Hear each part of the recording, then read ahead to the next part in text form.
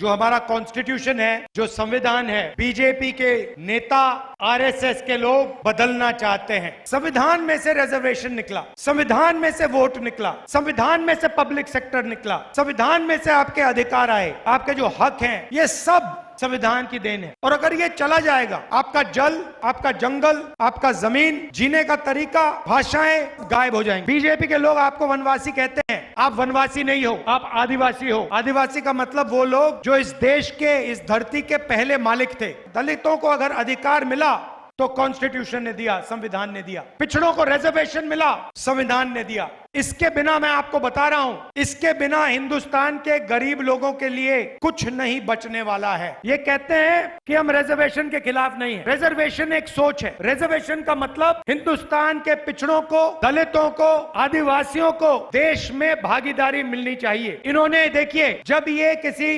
Public sector unit को privatise करते हैं तो ये रिजर्वेशन को खत्म करते हैं। जब ये ठेकेदारी प्रथा लागू करते हैं तो ये रिजर्वेशन को खत्म करते हैं। जब ये अग्निवीर जैसी योजना लाते हैं तो ये रिजर्वेशन को खत्म कर रहे हैं। पब्लिक सेक्टर में दलितों को, आदिवासियों को, पिछड़ों को जगह मिलती थी। जैसे ही पब्लिक सेक्टर को प्राइवेट कर दिया जाता है, प्राइवेट सेक्टर में ना एक दलित को, ना एक आदिवासी को, ना एक पिछड़े को जगह मिलती है। ये सच्चाई है। मैं चैलेंज करता हूं किसी भी बीजेपी के नेता को कि वो कह दे कि हम पब्लिक सेक्टर यूनिट को प्राइवेटाइज नहीं करेंगे, कि वो कह दे कि हम ठेकेदारी प्रथा को बंद कर देंगे, वो कह दे कि हम किसानों का कर्जा माफ कर देंगे। ये कर ही नहीं सकते ये लोग, क्योंकि इनकी विचारधारा अंबेडकर जी की, नेहरू जी की, गांधी जी की नहीं है। इनकी विचारधारा चुने हुए लोगों की मदद करने की है। इनकी विचारधारा अदानी और अंबानी जैसे लोगों को हिंदुस्तान का पूरा धन, जमीन, जंगल, जल देने की है। अब क्या हुआ?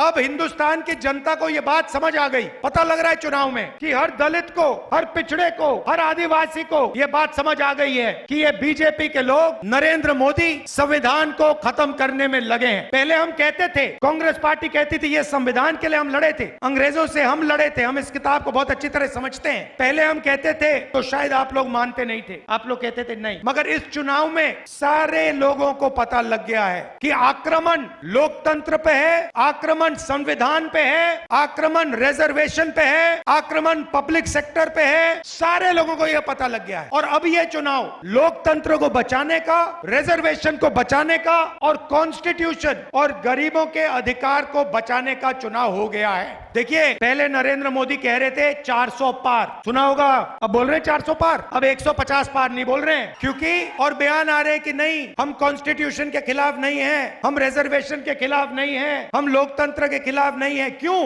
क्योंकि उनको मालूम पड़ गया है कि देश की जनता को बात, असली बात, नब्ज पकड़ ली है देश की जनता ने, कि ये लोग कॉन्स्टिट्यूशन को, गरीबों के अधिकार को जड़ से खोद कर फेंकना चाहते हैं। और मैं, आपकी और आप सब मिलकर देश के दलित, आदिवासी, पिछड़े, गरीब, जनरल कास्ट के लोग, माइनॉरिटीज के लोग मिलकर इस किताब का, इस कॉन्स्टिट्यूशन का रक्षा करने जा रहे हैं। इसको कोई रद्द नहीं कर सकता, इसको कोई खत्म नहीं कर सकता। कोई शक्ति नहीं पैदा हुई है दुनिया में, हिंदुस्तान में छोड़ो, नरेंद्र मोदी छोड़ो, दुनिया में कोई शक्ति नहीं है जो इसको रद्द कर सके, इसको फाड़ के फेंक सके।